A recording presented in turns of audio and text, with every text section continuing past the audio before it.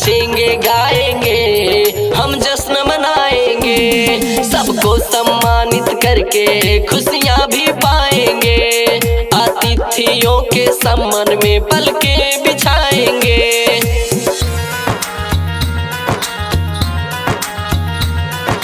DJ विकास मटियार कला सीतामढ़ी।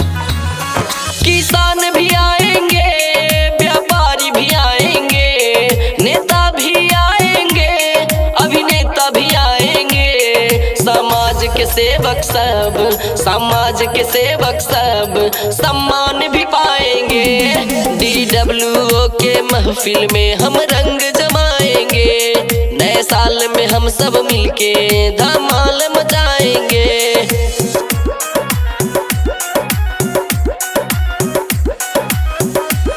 महिलाएं भी आएंगी, छात्र भी आएंगे, सब अपने अपने क्षेत्र में परचम लहराएंगे।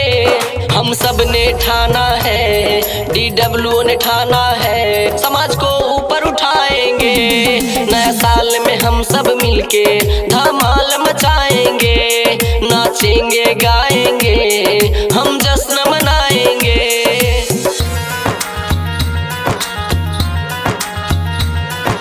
डीजे विकास मटियार कला सीतामढ़ी।